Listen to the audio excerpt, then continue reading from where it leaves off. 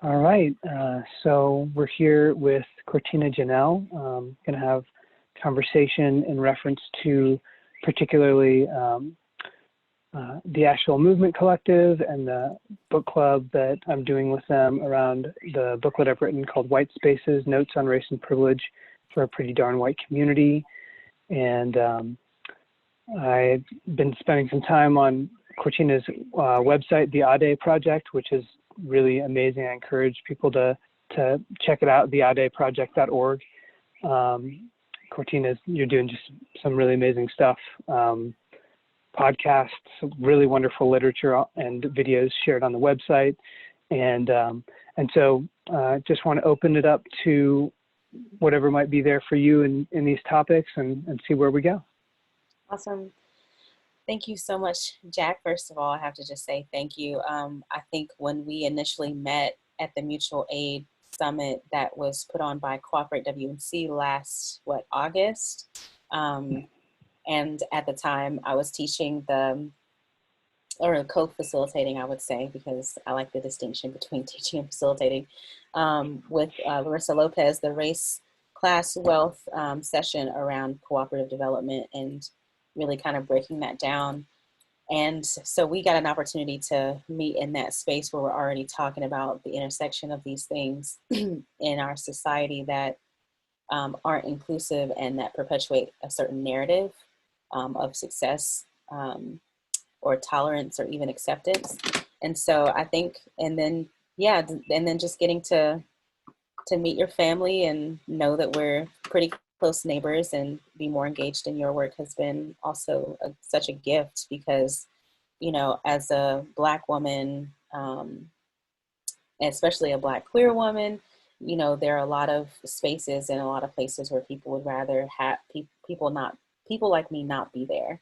And I recognize that, the way that I grew up and some of my experiences in my childhood have influenced for me and have shown me what it is that I'm here to do, right? And I think that we all deserve that opportunity to create for ourselves and to decide for ourselves what kind of life we get to live and to get to live a happy life and a life that's not based in lack, which is a concept that we create, that's created by capitalism, right?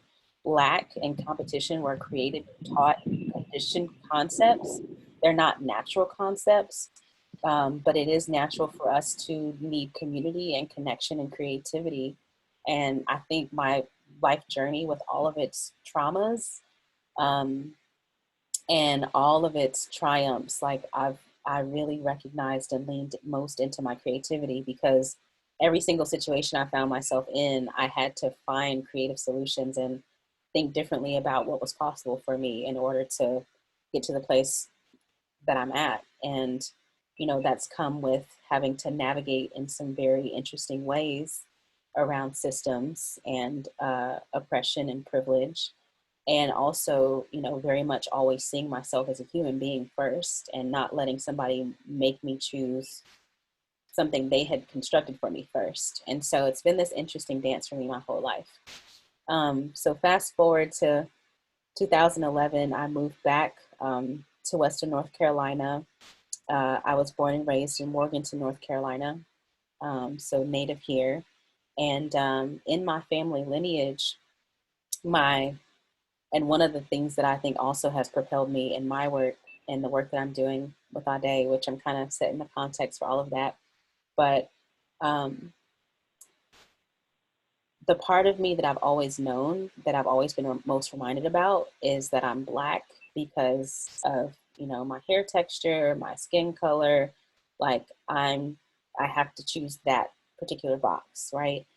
But I know as of my teenage years and early adult years that my heritage is also Cherokee, and that I have a great grandmother who walks with me and who, I feel very much part of our family culture even to this day. And two great-great-grandmothers, I would say, on both, on my maternal side, but both sets of grandparents were Cherokee women. And, you know, the way that I've progressed through my life, I don't know their names. I can feel them, and I feel like I'm kind of getting to know them and what I can find about my lineage, but I don't know their names. And I don't have the privilege to, I think, move through the world in a way that's any less than, because I know all of the sacrifices, as you talk about so much in your White Spaces book, which I appreciate. You talk a lot about the indigenous culture and the depth of separation, even amongst Black and Indigenous, when some of us, especially those of us that are native to this area, aren't just Black, you know, and we do have Indigenous ancestors. And so I think for me, um, as I, in 2011, made the decision to move back to Western North Carolina, I knew that I wanted to start a business. And at the time, I got in the tourism industry because I had been in hospitality, and recognized that the number one driver, like the number one thing that was driving community culture, that was driving tourism, was the arts. And to this day, for most tourism markets across the country, they can also report to you that most of what people travel for or want to experience are cultural activities or cultural experiences. And so I, at the time, didn't even have, for myself as a Black woman, the racial equity lens that would have allowed me to pull back all of those layers. And so in 2011, when I moved here and felt, and honestly was called to move to Asheville, like many of us are, um, I realized that me moving here was very much a part of like me taking myself on this healing journey, and like really understanding my identity and reconnecting with my ancestors and the land, and like really getting to the heart of like, why are we all so disconnected from ourselves and from each other? And so in this business that I first started, Visit and Venture, I was working with the tourism industry. You know, I had relationships with Explore Asheville and several other TDAs around Western North Carolina, and would do trainings and presentations to the tourism community, to the art community. And that took me a few levels deeper to this epiphany that I had of like, creativity and art and culture is what drives community and connection. And so I went on this whole other route of like working with the art community over the past 5 years here and building relationships with our creative sector. And through that, recognizing, wow, like art and culture and creativity drive community and connection, but we're still so divided because the Black people, the Indigenous people, the Latinx people that I see are just getting consumed. They're just entertainers. They're just there to perform, oftentimes literally on stages, there to be gazed at, there to be spectated, right? How does it feel to walk in a room to know that people would rather gaze and look up at you on a stage rather than have a conversation with you and understand what it took for you to be able to embrace your culture enough to know that this is the only way to keep it alive, was to be an entertainer, was to be consumed by people, often at music festivals, at concerts, at performances all around the world. A majority of ticket buyers to festivals, to places where you can go experience art and culture and creativity, which again, I'm saying drive community and connection, are white males. And also with the second highest buying ticket holders are also white females. And as you get down the line, you can imagine where in Latinx, Indigenous, Black folks can access these experiences.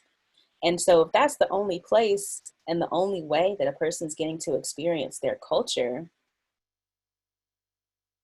what's that saying about how we're actually seeing people as humane? And why aren't we really talking about the deeper problem that the only way that I can show up and that my people can often show up in our society is when we're doing the entertaining, and that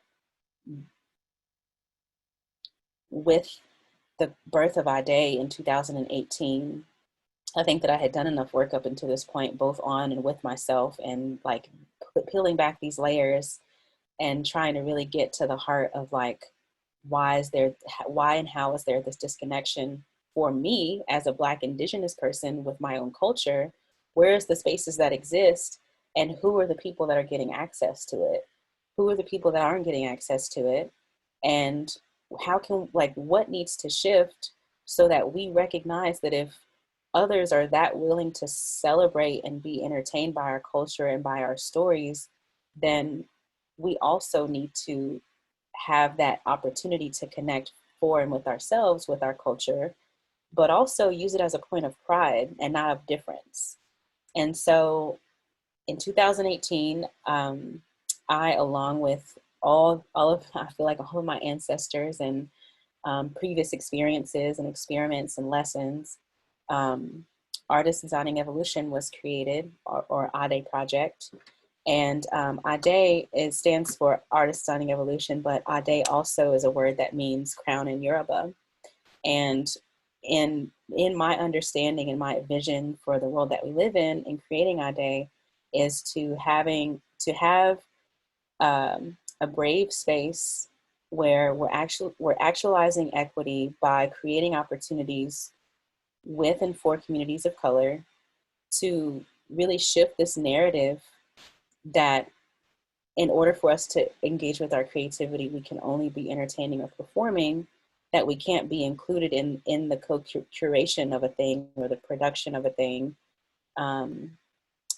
that we also, as communities of color, have to do this identity work in order to really shift achievement and opportunity and disparity gaps. We have to own who we are and have a sense of pride and start to think futuristically, as opposed to just reliving all the ancestral traumas of slavery and telling that story. That's not the only story that we have to tell.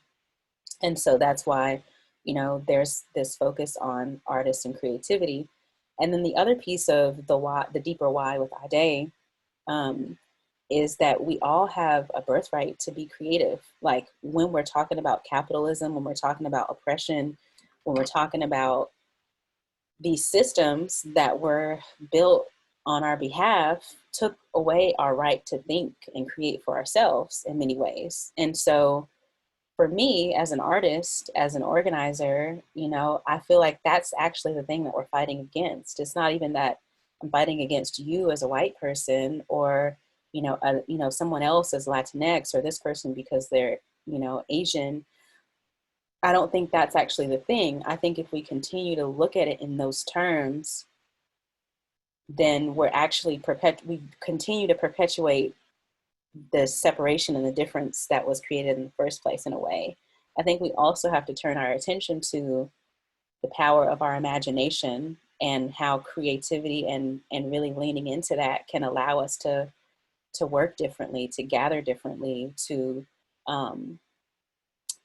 create businesses and like real community-based solutions, because everyday people are being empowered to take accountability in their own lives.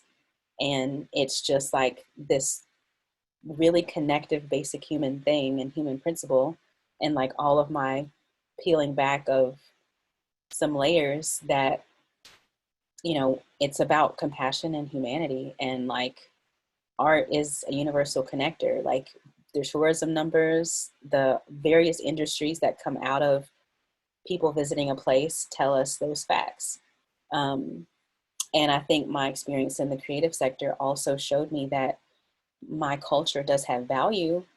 I just think that the value has been displaced. And I recognize that those that were providing the value didn't have access to the capacity building that was needed.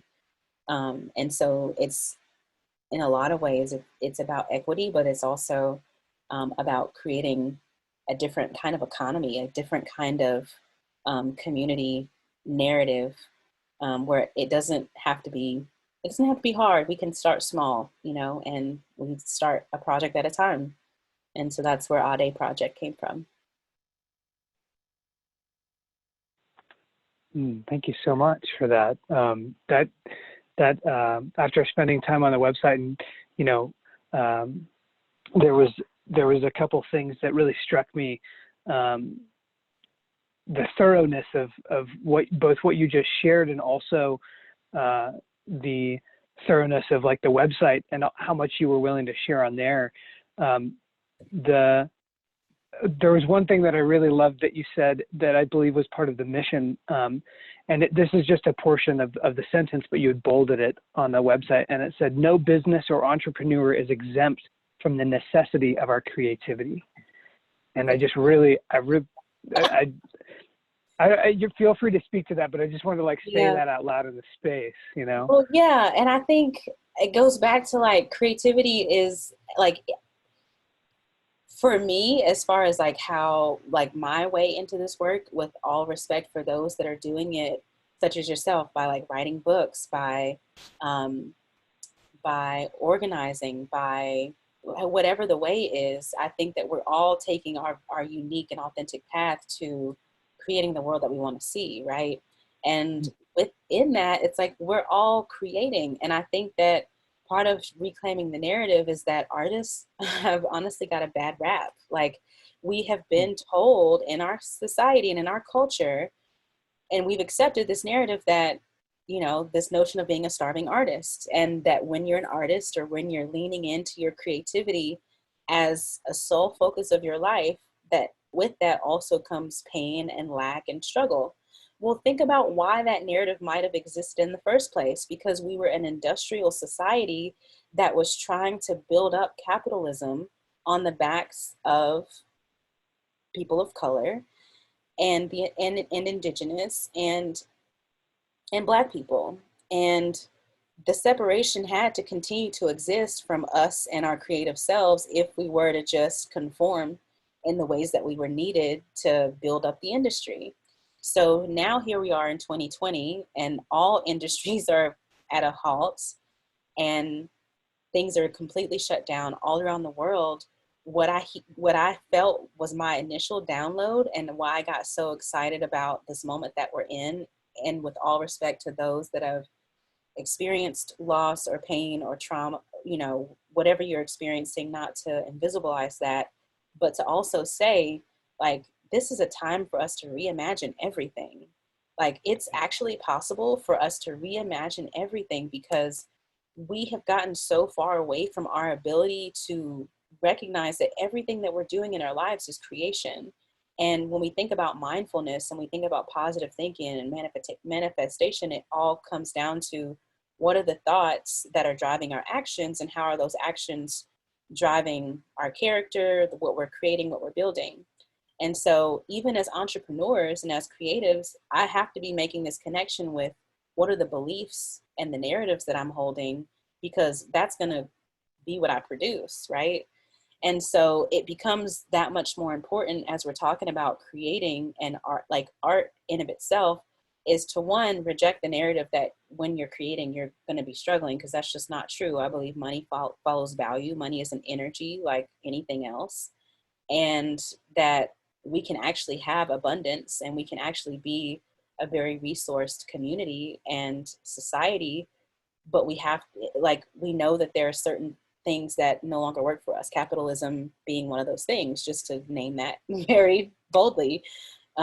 It creates competition. It creates the scale from lack to abundance. And there doesn't have to be a scale, but we have to first, I think, remember and recognize that we can create what we want. We just have been giving our power away to letting things be decided for us. And all that equity takes, all that having these conversations about whiteness and race take, is be willing to turn off our autopilot for a second and turn off our fight or flight, and really like sink into being human and being present, and like have a conversation. And like from there, like we can determine what we want to create by conversations, by relationships. But I feel like it's not really that hard. We have unfortunately overcomplicated it, but it's just really about like coming back to this very simple place of, oh, right, creativity. community, connection. Like, these are the basic human needs, and these are the things that are really showing up, I think, especially right now.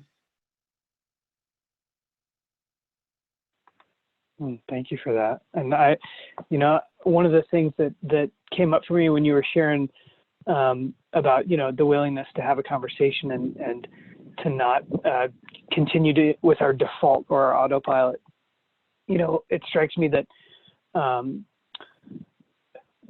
a conversation or a dialogue that word or that concept doesn't necessarily mean the same thing to everybody. So just and I believe what I'm about to say is probably something you're very familiar with, but I just want to put it into the context of, like, for my socialization. So I'm socialized as a white male, and for me, one of the pieces that I'm learning was missing from how I was taught the concept of dialogue or discussion is the act of listening. Mm-hmm. And I just want to put that out there. Like I said, I imagine you're quite familiar with the lack of that at times, and but I just want to say that, like, that's the piece that for some folks might actually occur as hard, because it might not be part of their default concept of a dialogue or conversation, particularly I think for white people, most particularly I think probably for socialized white men. And I just want to throw out there. Thank you. Yeah, I just want to say one quick thing to that, which is, I think that, we have this opportunity to really learn some relationship skills.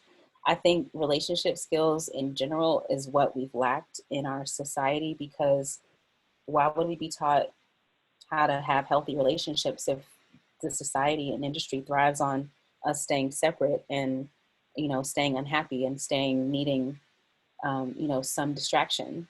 So, I think equity work, we could talk about it on a lot of levels, but I think for me, it also has the spiritual level, where if you consider yourself to be a spiritual person, if you consider yourself to be a healer, if you consider yourself to be somebody who is spiritually woke, right? Woke is a term that we hear a lot. And this even goes into some of the conversations that I think we'll transition into about AMC. And this is not directed at AMC, but the context. We see this with yoga. We see this with certain types of dance. We see this with certain types of healing modalities, wellness, across the board.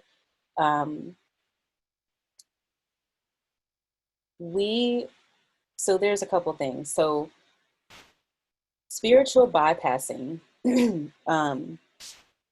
is something that at first when I heard the phrase, I was kind of a little bit of a skeptic, because I was like, that doesn't seem like a thing. How can somebody be spiritual but not be applying that or not being that?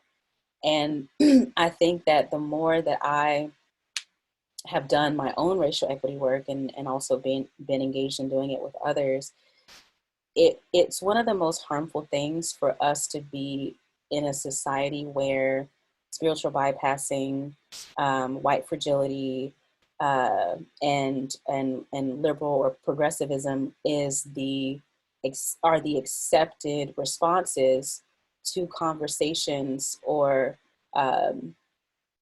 feedback based on race, equity, and inclusion. And I say that because how could you be a person that cares about other human beings and notice that there are certain human beings or certain people in your community, in your backyard, maybe living right next door to you, that could benefit from the insight, from the experience, from the services, from the healing, from whatever it might be that you could provide. But rather than open those spaces to people who are different than you, who are going to have a different level of income, may not be able to afford it, might need childcare or food to show up fully, might need to have a shuttle come to their house and pick them up and bring them to you. Understand that because these extra steps are necessary to reach those other people doesn't make it less worth it, because we do the spiritual work, we do the spiritual the healing, the insight, the meditation, the yoga, to be able to share and put those skills into action. And so I think if we're unwilling to put all of our enlightenment into action, that we're actually not willing to live in a society that is humane and inclusive and equitable. And so if any healing venue or, wellness practitioner doesn't have a diverse clientele, then there's an opportunity to check and just ask why not. If you're not getting Black and brown folks showing up in your space, and there are certain things that don't feel comfortable for people to step into a space and feel welcome, it's your job as the person that created that space, as the person that, is touting a mission of inclusivity, to ask why not, and then be willing to do something about it. And I think that capitalism and oppression has thrived on our ignorance, and also in our willingness to just allow things to be decided for us already and stay in autopilot. I think that it's also thrived on our willingness to look away. And there's probably a whole other set of we could do a whole other interview about that. But, I'll pause there and just say, going back to my original response, is like, it just comes back down to like, are we willing to be and accept others' humanity? Because I can tell you by law, I don't know that Black people are even thought of to this day as human or humane. Like, we were property. And in some ways we're still commodified and we're still property. Women, in some cases, we could talk about the gender piece and marriage, like property. So we have to be willing to have honest conversations. And we also have to be willing to have honest conversations with ourselves, because you can't just jump to, oh, I'm going to create the space and the people will come. What biases are you operating with whenever you're creating the space? And so again, it goes back to like having to have this more holistic view and really understand the levels at which equity work has to happen, because we have to feel it. Like, yes, it's going to hurt when you find out the truth about your whiteness and how you got the privilege. It's going to hurt. Let it hurt. Feel it, and then do something with the feelings. Like, grieve, and then act. I think that's the major request of any person of color is feel it, because we've been feeling it, and then act, because we've been doing that. That's your path. So don't expect us to do the acting for you. Like, you've got to act, because we've already been acting by surviving. So yeah, I went a lot of places with that response, but I just I had to go there, because I just go there. So yeah, that's wonderful. Thank you. Is that a good time to bring in maybe the questions that one of the participants sent in? It feels like that might be a connection there. What do you think? Yeah, I think so. So one of the questions that came up was, I would love to hear about being in leadership of a mostly white-bodied progressive organization as a Latinx woman. And then, so that one's an interesting one, mainly because I can't necessarily speak to what that's like as a Latinx woman, and I would never want to story that for somebody else. But I can speak to my experience as a Black woman, an Indigenous woman. And I would say I've always, ever since I was in college in leadership positions, like my manager at the O. Henry Hotel, which was my first job, and I made my way through management. And ever since I was like in my early 20s, I've been in management roles and in leadership roles. And I've always been really reluctant of it, I will also say, because another profile and another identity factor that we don't often talk about is introversion and extroversion in positions of leadership and in ways of processing information. And so for me, that's been kind of a struggle, because the world receives me as an extrovert, and I very much am an introverted processor and leader. And so I need reflection. I need time. I need a certain order and certain rhythm to make decisions. And I think that I've always found in other like corporate settings or nonprofit settings that I've worked, that people always wanted to change how I worked. Like, I would get the work done, and I always performed well, and I delivered on my goals and beyond, because I always felt like I had to work 10 times harder than my peers who just got to goof off in the office. But, I didn't have that privilege. So I had to do the work and then some. And so um, I think as a Black woman in positions of leadership in mainly corporate and nonprofit roles that I've had, you feel this ceiling. Like, talk about the glass ceiling, like you feel as how far you can go. And in one of the last roles that I had before I fully started working for myself and within community, um, I knew that I was as far as I could go because the only position above me was the executive director. And often executive directors of nonprofits don't have intentions of ever leaving. There's also, we could talk about how capitalism and nonprofits interplay. And so there's these interesting dynamics that come into play in leadership in the workforce that we have been given, that exists, and it's challenging. And I think that that's a whole conversation. But I would say, for me, that's why I started a cooperative, because I was like, I want to be working alongside the people that are most directly impacted by the programs and the services and the resources. I want us to have collective resources and for there to not be hierarchy. And I would love for us to be working in a way that's more aligned with culturally how our ancestors and elders have worked, which is cooperatively. Um, so we don't have to do it how it's been done. And so that's where it goes back to creativity. And I would just say, without knowing a lot of context of how the question came up, but, I think that we do get to choose, and I think we remember that. And I think every opportunity or every role, I think, makes us or shows us what we're there to do. And I think even though I've been kind of reluctant to step into my leadership, I recognize that we all have a place to contribute in our community, like we all do. And if being in a leadership position is what we're being called to do, similar with how you're holding space, Jack, like when we're called to lead and make space, that's just what we have to do. And so I think with that is also where I go back to, it's also our responsibility to make sure that as a leader, we're modeling what we want how we want others to walk, and what our standards and our ethics are for treatment of ourselves and others.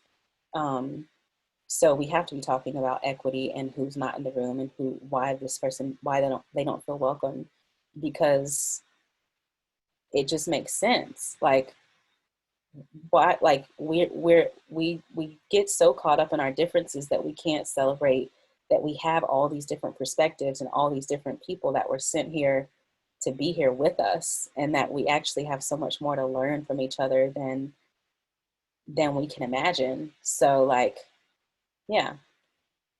So I think we just have to be empowered in any organization that we work in, and also define for ourselves how we want to show up as leaders. And I think also making sure that we're being as intentional and authentic as we can be, because that's what's needed right now. You're on mute, Jack. Are you talking? Yeah, sorry. Thank you. Thank you. I mean, I'm looking at the other questions, and I'm seeing that there's well, maybe it would be useful to just read one of the questions, but I see what you're saying is related to this question of in the second question, that's we have been creating culture in our organization for 20 years. In the last few years, our focus has been awareness, participation, consent, and inclusivity. How can we continue to build this culture during a pandemic when our main activity is conscious community dances? That's a great one. And it also touched on number 3 too, which, do you want to read that one too? And I'll Sure. The third question is, we attract bodies of color to our dances, but retain few. My take is that we need to do the work first. Thoughts, question mark? Yeah, so I'll take the third one first, and then I'll circle back to this to the second, because I think they are inherently related. So to the third question, so a lot of us at this point in society, and in our language that we have access to, have become familiar with phrases of diversity, equity, and inclusion. If I was doing one of my presentations right now, I'd throw up a slide that showed the differences between all of those visually. But, you know, I think it's what I'm hearing in the question is diversity. So you attract bodies of color to your dances, but retain few. So when we think about retention, we think about when we think, so retention meaning return. And if somebody returns to a place, it's because most likely they felt a connection there, right? And so if there's bodies or people of color coming to the dances or the spaces that you're creating, but you're recognizing that they don't return, my analysis that I would draw is they don't feel a sense of connection. And so then the question becomes, well, why is that? And so I think first part of that is recognize that by wanting a certain group of people or a certain demographic of people in your physical space, but without making it feel connected, and without maybe even having some of those same people deciding what the space even looks like, that's just diversity. And diversity is about numbers. And we have been so focused on diversity for the past almost decade, and recently awoken to the fact that, you know, diversity is not the same thing as equity, because equity really is about recognizing the differences that individuals will have within cultures and subcultures, and making sure that your space is going to feel connected, welcoming, um, appreciative of, you know, thought about in context to those people. And we're talking about Black, Latinx, Indigenous, um, you know, we're talking about people of color. So my next question with that would be, if you're wanting to move from diversity to equity, where people actually feel a connection, and you're recognizing that, okay, each of the different kinds of people that come to these dancers or these spaces are going to have different needs. How are you engaging with folks to see what their needs are? Do you have folks of color on your team? And I'm not just talking about your board, because we have to stop wanting folks of color to keep volunteering and giving away their emotional labor for free. If we recognize that people of color are experts on privilege and navigating systems of oppression, why wouldn't we be elevating those folks as consultants and recognizing the expertise that they carry? Same with a person that does marketing, that does graphic design, that does finance. This is a major part of shifting a culture in your organization. And so be willing, number one, to pay folks of color to consult with you, and not just consult with you, but really be engaged in building a relationship with those people of color consulting with you, to know that they have your best interest in mind, because they probably also want to see their communities get access to what you're providing. It's not as if they don't, but you also have to gauge within yourself, are you ready as an individual and as an organization to take that step? Because once you invite somebody in to consult with you, it's an investment of their time, of their energy, of their, you know, having to recall all of their maybe even personal experiences that they had to gain this information that they're sharing with you. And so I think, out of respect for how somebody is stepping into a space when they're asked to be, you know, equity guides or equity consultants, because this is where we're at now, recognize that diversity and equity aren't the same thing, and that equity really is about the long haul. It's not going to be an overnight fix. And what's going to need to happen is an assessment of your organization to see where you're lacking in equity, and to work with that person to create an equity plan, to really move through a process to eventually, it's no longer a plan, but it's just the culture of your organization.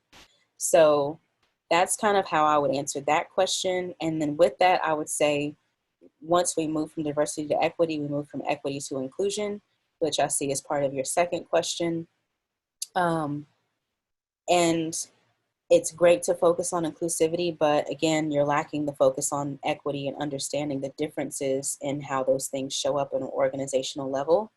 And so my recommendation is to, if you don't have that expertise, be willing to get the resources needed to, to have somebody work with you that has that expertise, and recognize that people, it goes back again to decision making and influence. I think that when we talk about power and when we talk about capitalism and competition and, who are those that have the resources to give to those that are under resourced, it's not a charity thing, right? Which again goes back to stop asking folks of color to volunteer or be on boards if their decisions aren't going to be heard or taken seriously. And it will feel like a double whammy on somebody's lack of time. And really be willing to engage in the relationship building with that person and the authentic relationship building with communities of color. Because again, I go back to, it's not as if, and maybe we are aliens, I don't know, but I'm like, we're not aliens. Like, we don't have to keep talking about it as if we're some foreign object that nobody knows how to understand. Like, just go back to just basic, simple humanity. Like, ask people. Like, if you want people to show up, ask them. It's any other relationship like that we want to cultivate in our lives. It takes work, it takes communication, it takes, presence, authenticity. I would even say, be willing to get outside of your comfort zone and go into other communities. Like, how can you be providing training or like education for other dancers of color in our community that then could bring their communities into a space? So like, there are various ways to get super creative about how you go about equity. But the main thing is, really being authentic and making sure you're ready to do the work, because it's not an overnight or Band-Aid fix. I think how you continue to build the culture during a pandemic. I think flash mobs online are great. I think online dance parties are awesome. I think offering yourselves up to DJ or to have sessions at any sort of online virtual events, like, people need connection right now. People want to feel engaged. People want to feel like they're part of a community. And now's the time to be really using our imagination. Like, going back to my first point, like, we have to start to think creatively. And sure, there were things that happened in person in a building, but what can you create now in case, who knows how long we'll be operating like this, right? So I think just get creative, be willing to be creative and take some risks, and, know that we're all figuring this out, and people are super gracious right now. We're all fumbling on Zoom and Google Meet, trying to figure out new ways to connect and host meetings and events. And we're doing it, we're flailing and figuring it out.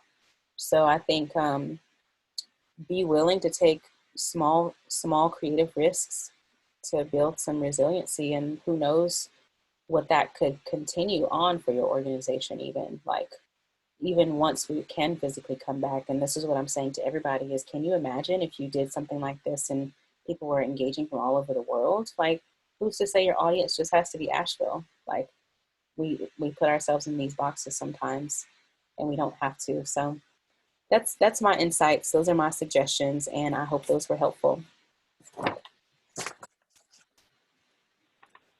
Thank you, Cortina. I'm wondering, I believe on our check-in before the recording started, did you say that you had kind of some personal perspective on maybe an experience you had at AMC, or I don't know if you feel like you already wrapped that in there, but I just wanted to invite that in if it hadn't been already. And I'll be honest, I didn't know if we were like name dropping on here. So I didn't mention that. I don't think I even said that it was AMC, but yeah, I have been to what we call dance church in Asheville before, and have actually known a couple of people that have been involved. I know Greg Bonin and some other folks that have been involved, and have several friends that go probably on a weekly basis. And I think for me, as a person of color, it's both and for me, where what I love about this space is that it is available as a different way of praise and worship. And that for me, there's this really deep cultural undertone that I wish was like more alive and present with it, because it could be really deeply like cultural and spiritual and indigenous and African. And, I think that this is a way that our community has celebrated and practiced. But when I walk into that room, because I don't feel some of those other things that I need to feel culturally, and being in a space where I'm praising publicly, openly with strangers, you know, like there are some things as part of a container that I would want to have, like to make sure that that was a brave and safe space for me. And then when we talk about the notion of us having to entertain and be gazed at, like white gaze is also a real thing in that space. And like how uncomfortable sometimes it might feel that I'm dancing and just being free and being myself, and to like look around and seeing how many eyes and like that I'm being like literally gazed at. And like it's not really a space where we're wanting to do that. But if there's no container setting before the dance starts, or even like a way to keep that culture alive throughout, those things are going to come up because that's what people are coming with. And we don't have a chance to check in until at the end of dance, right? And so by that point, the thing might have already happened, but we don't know how that facilitator is going to hold that circle when we close dance. And if they're really going to talk through that we had a racial thing that came up that we want to really talk through, we don't know if that space can hold that. So then I don't feel safe because I can't bring my whole self and I can't say that in the circle. And so rather than like say that thing, and since I can't say it and speak the truth, I know that it's going to happen again. And so it's easier for me to not come back than to like actually go through the work of having to hold that and really having to facilitate that. Like if I were to say something, then to be like, oh, well, can you be the one? Right? Because that's usually how it goes as a person of color for me. Oh, well, you saw that. Can you have that conversation? Can you help us? Can you do, you know? And so it's also a decision of self-preservation of like, I don't have to be the one. And I don't have to be the one. I think it's different if I'm in a role and being asked to be the one. But I think if I'm just trying to come and participate and this isn't work, then yeah.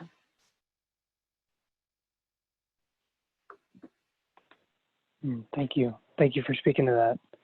Mm-hmm. Out of the things that we brought up in our check-in, one of the other things, and if there's something else, if there's another direction you want to go, please, that's totally fine. But one of the other things I'm remembering is that you said you had a suggestion, I think, or some feedback around some of the writing. Oh yeah. Well, and I was also, I'm studious. I like to be a good student, and so I did my homework, and I was already reading White Spaces anyway, and I wanted to go in and reread the parts that the group or the book club has been assigned. So I read again Appendix 1 and 2, and like I was talking about earlier, I really appreciated this work that you and Paige did around the really digging into the feedback that you got about land acknowledgement.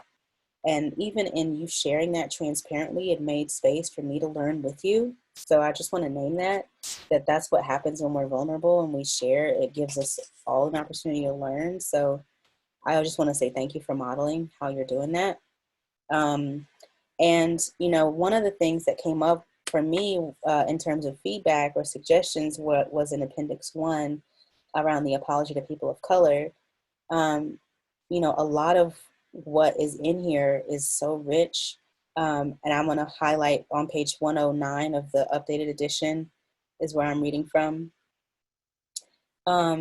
So let's see. So I underlined a couple of lines that I really liked, and then I'll share where I kind of paused and I was like, huh.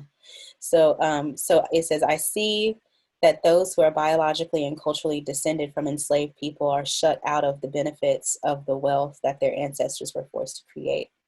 At the same time, the biological and cultural descendants of white people, such as myself, directly and unjustly benefit from the way that this historically historical economy of racism is embedded in our systems of government and capitalism.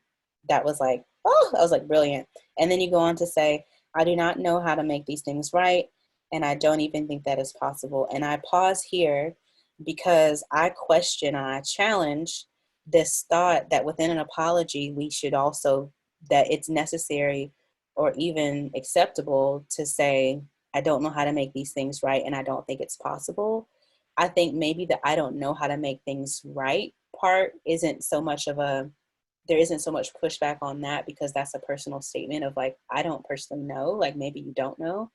But to say that it's not possible, I think just it kind of touches on what I've been talking about earlier in our conversation, is that I think that sometimes we overthink and we're overcomplicating how simple it is to unravel racism. And that really it just starts like you're exactly what you said. The context of the book is about compassion and care.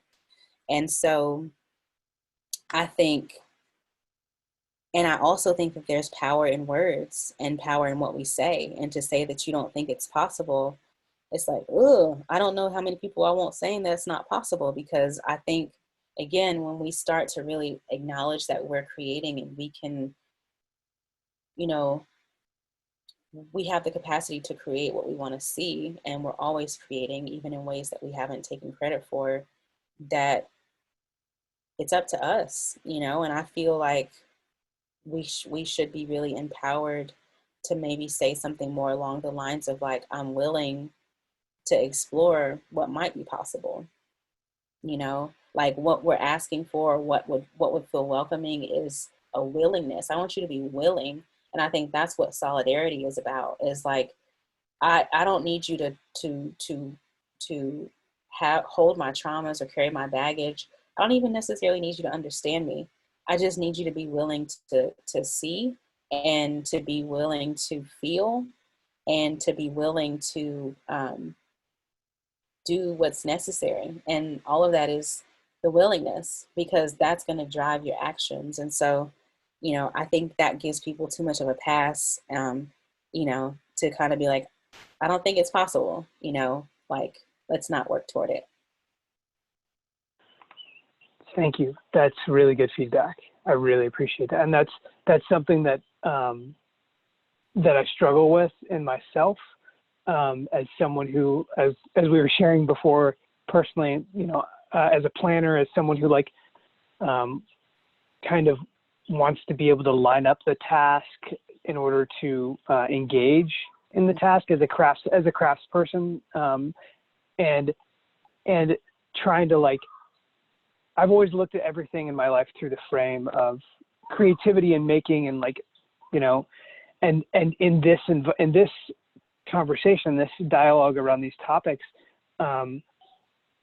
is where I notice the lack of, the analogy people like to use is like the lack of tools, or and I really appreciate what I feel like I'm hearing is that really the problem is more than anything a lack of imagination, and in that line that you brought up, Yeah. it's kind of like the epitome of it. It's not even like a lack of an imagination. It's like the lack of willingness to try to imagine, which is like that's like a couple steps back. Yeah. And and it's funny because since then, I'm of course wanting to take time to like essentially revise the whole thing and all that. And one of the things in the time since I've written that is that I believe I've begun to accept that I can't imagine like the specifics of how to do it, but that doesn't mean that it's not possible. And it also doesn't mean that I can't be a part of however it does happen. Mm-hmm. And so I think I'm used to, between like, all of the art and craft training I have and all of the white male socialization I have, I believe that that one of the patterns I carry is I don't always, it's like one of the skills I want to learn is to follow the vision of other people, not just mine, not just have the focus be on what I can imagine, what I can vision, and kind of put myself on that pedestal as if I'm the one who would have the solution, so to speak. And I think in the moment of writing that, part of where part of what was coming out was the like, well, I can't imagine it, so I'm just going to assume it's not really possible. And even though I didn't intend that as a cop out for myself, at times it has been, certainly, and I'm sure it will be at various times in my life. And that certainly in writing, I think of writing and the use of words as a magical act. And, you know, there's a lot of ways we can frame that around manifestation, and there's some of that stuff that can get pretty problematic too. But just to say that, like, when I write, I kind of think of it as like an alchemical spell that I'm like putting on a page.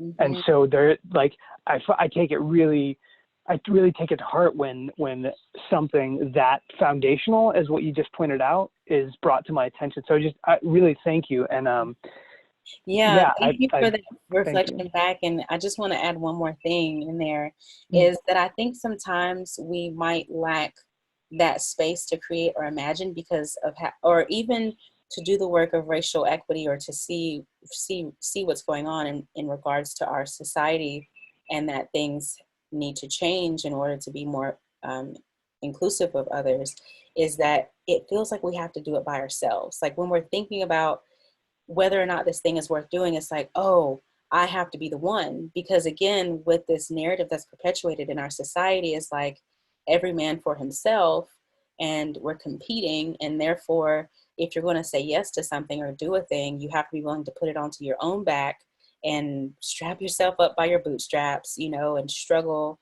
and go through all these difficult things to do the thing.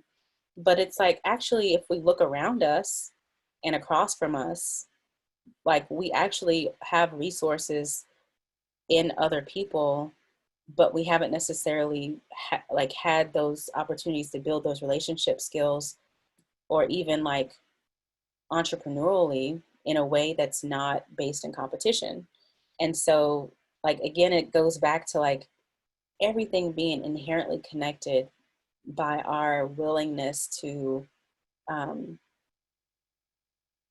be vulnerable, to do our work, and to really understand what's being asked of us when we're being asked to do racial equity work or to dismantle racism, that we're like simply asking you not to give something up, but to make room for others and to know that there's room for everybody. And I think the other part of that is like being willing to start to really reclaim our ability to think and create for ourselves, because then we won't need these certain laws or, you know, institutions or even other businesses. Like, we're in the age of Aquarius, just to get esoteric for a moment, because I follow astrology. Like, this is a time in our planet, in our universe, that's never existed like ever before.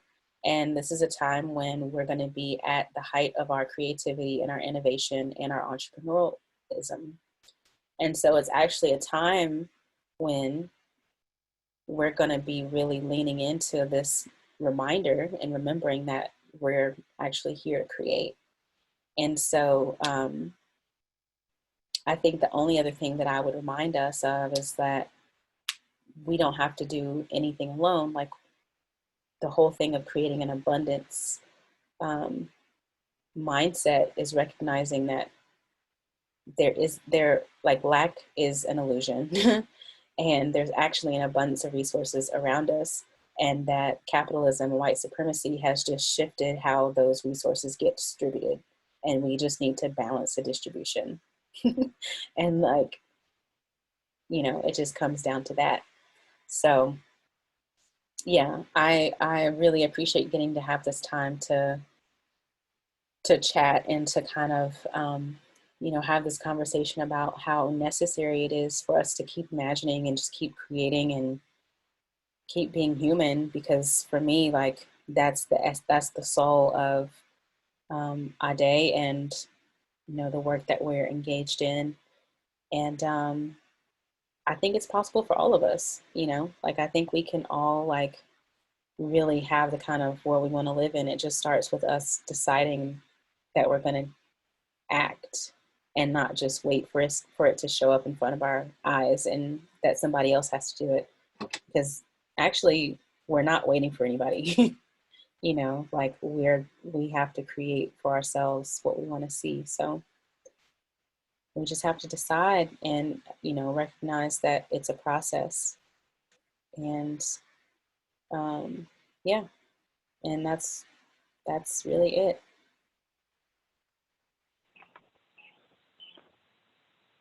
Thank you so much, Cortina. Thank you so much for your time and your energy and all the awesome work you're doing. Look forward to having more rich conversations with you in the future. Yeah, I love it. It's so great. And the questions that came up and, you know, your writing really allowed me to think really in a way that I haven't really pieced all of this together before. So I really appreciate that opportunity to reflect. And like you say in your book, you know, it's meant to spark conversations and dialogue. And I would say, like, you're absolutely doing that. And I'm really honored to have been invited to chat with you about it. And just thank you for the work that you're doing. It's really important. Mm-hmm. And you're modeling the way in a lot of ways, you know, so thank you. Mm-hmm. Thank you. Hope you have a wonderful rest of your day. I'm going to go ahead and stop the recording there. Okay.